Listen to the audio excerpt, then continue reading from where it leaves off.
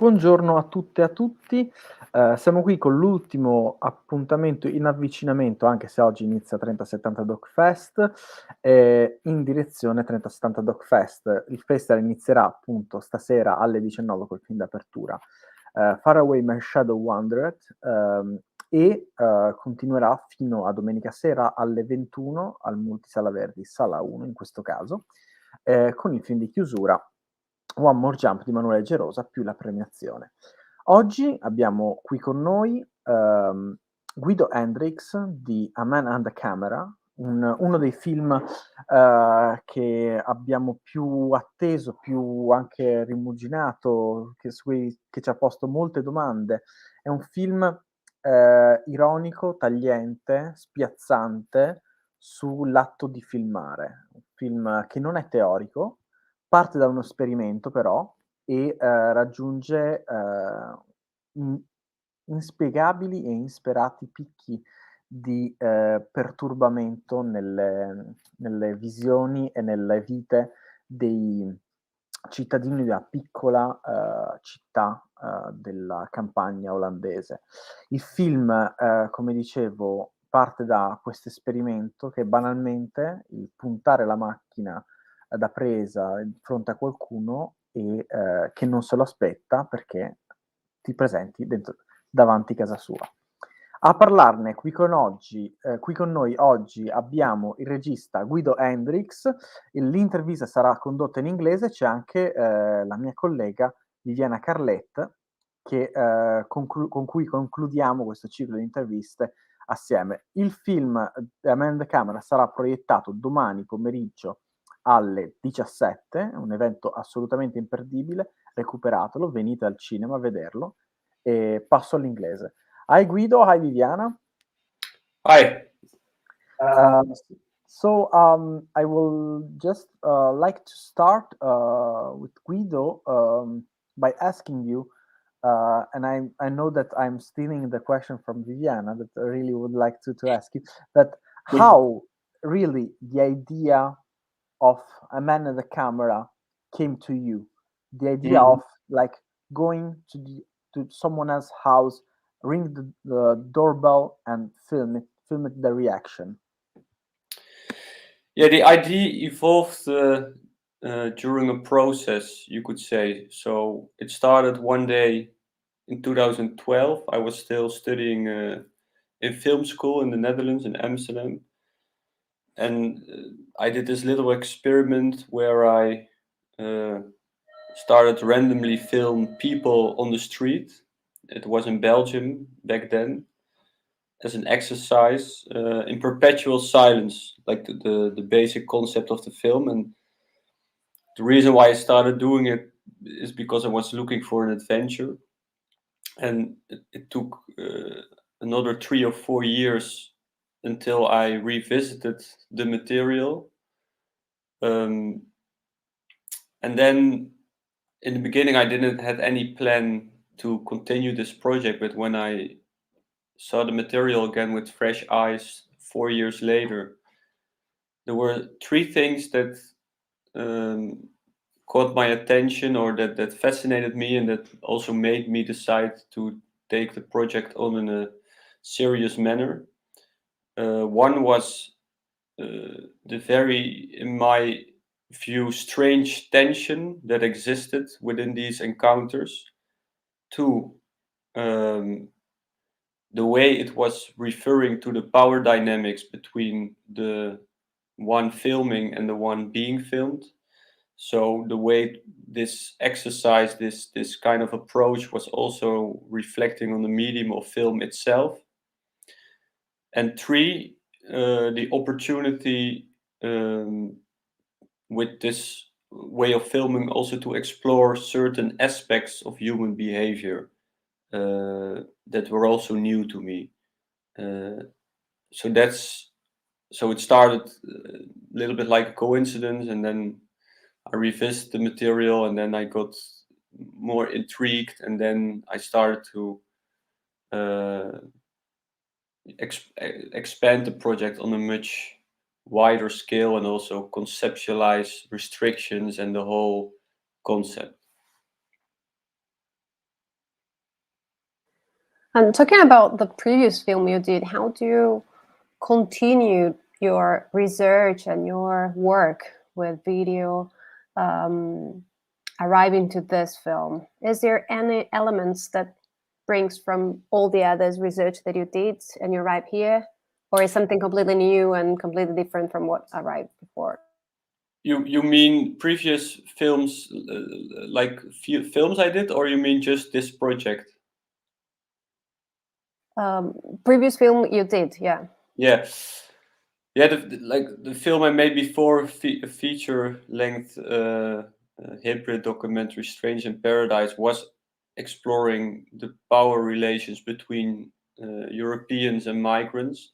So you could say that that was something that I that continued. So my interest in power dynamics of the one behind and in front of the lens, and also in general how people relate to each other.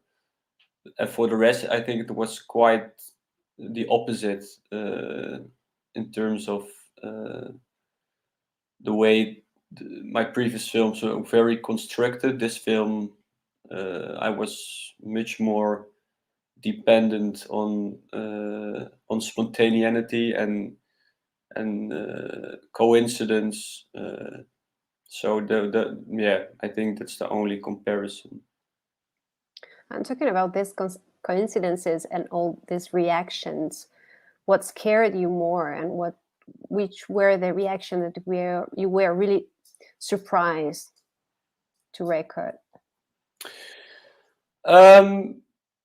Well, like generally, I was surprised that I had expected maybe more aggressive or more denying reactions, you could say. In the end, there were like 8 to 10 occasions where people became really aggressive, but taking in mind that I went to at least 400 front doors in the Netherlands in all different regions through the whole rural landscape of the country, I think that there was a surprise.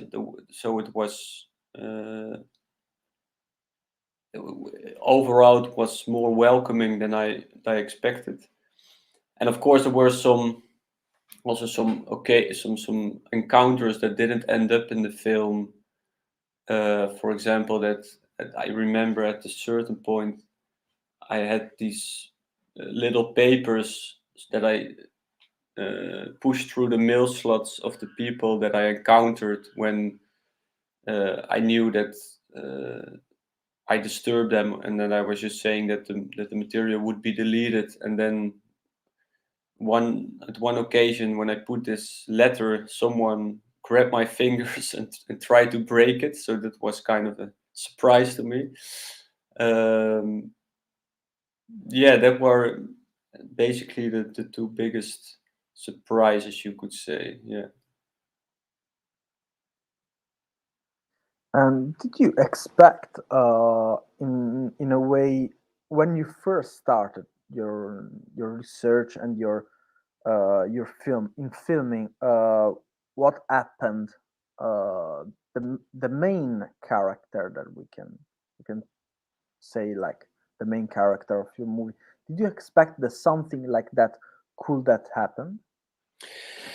Yeah, it's a good question. I mean, because like I stated before, so the first reasons to really continue this project after those 4 years when I just put it aside were more related to what as I mentioned, like the power balance, human behavior. But then when I started to do it more often on a bigger scale, then at a certain moment in the process, there was this man, a physiotherapist, who let me inside his home for the first time. So being let inside was not part of the plan in the beginning. But then, of course, also more themes ended up being explored in the film, I think. Like what level of intimacy can you reach with this approach? Like the theme of trust and mistrust, the theme of how do we relate as human beings to the unknown. So then it became a bit broader, and that's also the moment when I started to expect that it was possible to enter someone's home and to build a relationship and to return multiple times. So regarding your question about the main character, at a certain point I did expect that this could happen, but I never knew exactly how this relationship would develop. That was still a kind of a surprise. So all the time I set myself, I had a strict set of limitations and rules, what to do and what not to do. But within these boundaries, I think my intuition played a big part.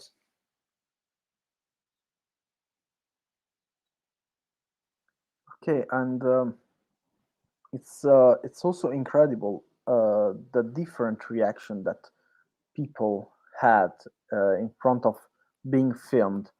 But I'm also interested in the reaction you had in filming, because what we see is the being filmed part, and I was curious about what was your experience, also in a very human way, not in the filmmaker way, but in the human way. What was um, the things that you keep having since this experience? Yes, I think for me it's not easy to separate like a human way and a filming way, especially with this project, because those two are very much intertwined, I think. But of course, I think this was for me by far the most difficult film to make, also the most personal film to make, because for me it was, I would say, not very easy to do it, because every time I went to someone's doorstep, actually from beginning to end, I always felt a certain resistance, and that resistance I think was a sort of mixture between, I would say, shame on the one hand, and maybe kind of like power and excitement on the other one. So there was this voice in my head saying, "What are you doing? Why are you harassing those people? What kind of nonsense is this? Like immature, an immature kind of approach, and not right, not the right thing to do." And that at the other voice in my head was constantly saying, "Yeah, but maybe it's also good that you are experiencing something that's ripping yourself apart as a filmmaker or as a human being. So maybe for me, to a certain extent, making a film is also about trying to somehow visualize the ambiguities and how do you say it, like the conflicts that are in my own mind, and this film was for me kind of a performance that I'm not used to do, and had a lot of conflict while doing it. So I was always, to a certain extent, hesitant or excited or ashamed. All these was a kind of mixture of different feelings. And were you alone filming all this? I think so. And how were the reaction of the people watching the film, if they watched the film, and there was any resistance of giving you the rights to do this, or how it worked, everything, all the process?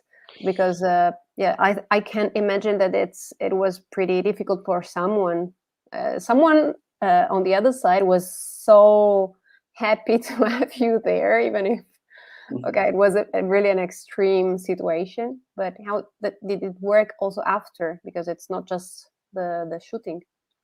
Yeah, it was a bit risky, you could say, because we had to wait until the final stages of editing before we could go back to the people to ask for permission to use the material for a very obvious reason, that I didn't want to break the code of no communication, at least verbal communication, during the process, and I could still return to people. So we really had to wait a long time, but fortunate enough, we took our time, like several weeks, to go back to all the places I went to. I mean, all the places that ended up in the final cut, or almost the final cut, you could say, which were maybe 20-25 places. Yeah, fortunately enough, we took our time to explain the concept and what our ideas were, releasing this film into the world. And then I think 95% agreed immediately to be part of it. And they, of course, they had a lot of questions, and we answered them. We had long conversations, but they were generally they were enthusiastic about it, and they appreciated that we came back all the way, also by knowing that sometimes people weren't even at home, and then we lost half a day or a full day and we had to come back. And there were a few that just had like this principle: I don't want to be involved in any of this, and then we had to change these scenes.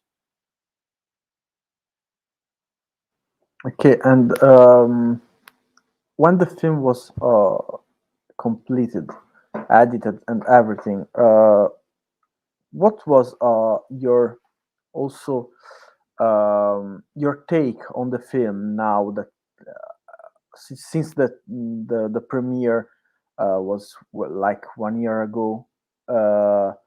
What is your opinion on the film? Your also the way you would like to describe after so much time the film in your own words, because we can see different perspective in your film, but I was curious, like what is your film in your vision now that we are the 19th of November?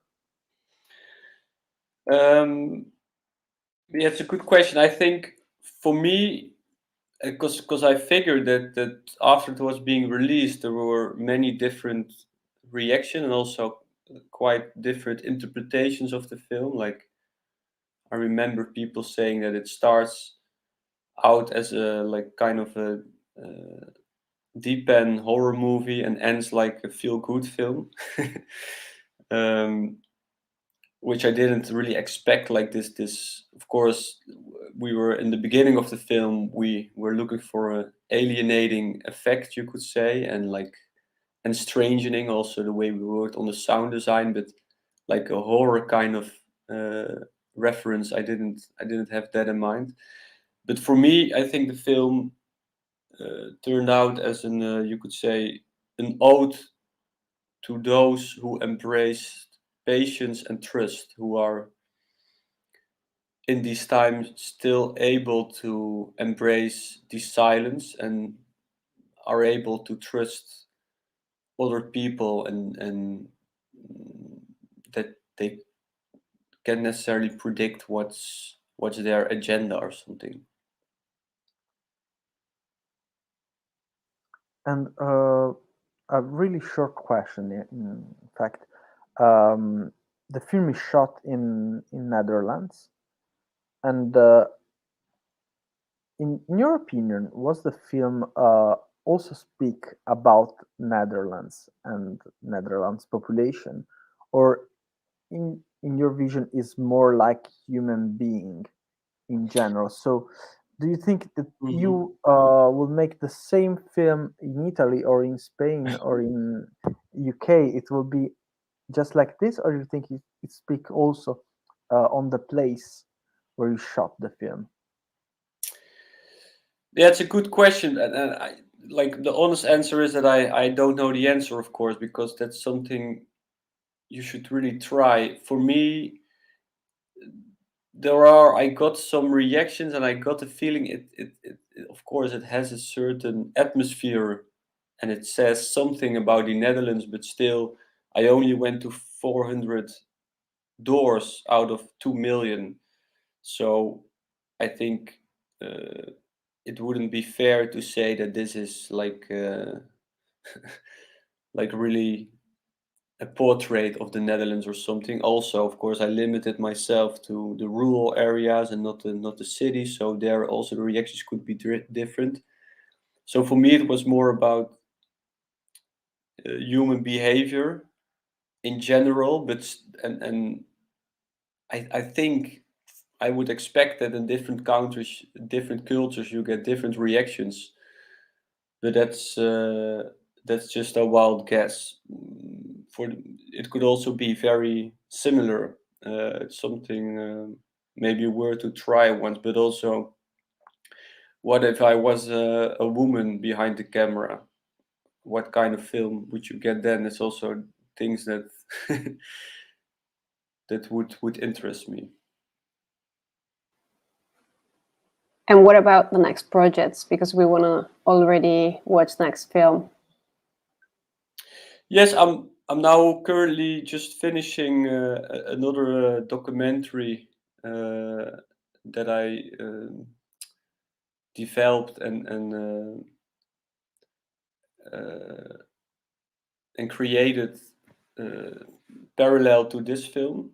And I think it will be released in the beginning of next year. And then currently I'm more now working on feature films, developing them and trying to tell stories through complete fiction. That's where I'm focused on now.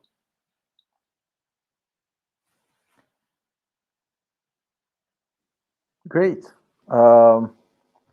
Guido, thank you so much for your time and for being with us. Thank you. I will switch to Italian just to end the conversation. Grazie Guido per essere stato con noi. Io vi ricordo che il film è visibile domani al Multisala Verdi, sala 2 alle 17. Come potete aver sentito ora, il film è assolutamente imperdibile, è un viaggio unico all'interno dell'essere umano e del cinema documentario in una maniera più generale. Oggi inizia 3070 DocFest e noi vi diamo appuntamento per le 2 proiezioni delle 19 e delle 21, 2 film che vengono dall'Asia, 2 film bellissimi, molto diversi, e davvero scopriteli, ma scoprite anche tutti i film che proietteremo in questo weekend, che si concluderà domenica ore 21, sala 1 del Multisala Verdi, con la cerimonia di premiazione, il film vincitore e One More Jump di Emanuele Gerosa, un altro film imperdibile, proiezione speciale fuori concorso di 3070 DocFest. Io vi ringrazio, questo qui era l'ultimo degli appuntamenti in avvicinamento che io e Viviana abbiamo condotto, è stato un piacere e vi do appuntamento a stasera in presenza e poi dal 22 online. Grazie mille e buona continuazione. Oh, can I ask a question to you? I don't know if it's because what do you think if you would have this would adopt this approach, making a film like this in Italy? How would the people react? Or maybe in the town or your city where the film festival is being held? I left the words to Viviana. Thank you very much. Thank you. No, I was thinking before while we were speaking that I think it's really different also from where you're going to do this, in which part of Italy, in which part of the city. It's really different. We have also different, let's say, first reactions. For example, where we live now at this exact moment, we are not even in Vittorio Veneto, there is a city. We're in a small village called Lago, and the reaction, I think, at the beginning will be really tough and a bit rejecting a bit the new. Okay, because it's a kind of mountain attitude that we have, a kind of character, a bit tough character and close. So then we are pretty warm, but at the beginning we are more pushing away the new things, let's say. Maybe in other areas they are more also funny, also as reactions. So I would expect more funny reactions, also with using really funny words and funny. Yes. So I would expect more. If you said that you had only 8 bad reactions over 800, Well, here I would yeah, expect a bit more. Yeah, but I mean 8 aggressive, but of course. Okay, really aggressive. Okay. I think out of the 400, maybe 350 were like just closing the door like Okay. after a few seconds, or like, you know, so Yeah. of course, like the vast majority doesn't accept this kind of strange approach, I would say. Yeah, but so yes, I'm not really able to imagine their situation realistic, create a realistic image. Also because we have this kind of different characters if you are up in the mountains, but if you are from the center or from the south of Italy, the first reaction really is really different. Also, the first word you're gonna say to someone who is gonna push you, it's going to be different. Okay, there are some areas that they are really funny also when they are in really strange situations. So and others that they don't even have this kind of words to react. So but I'm also interested in what you said. You were a man behind the camera. What would happen if there was a girl?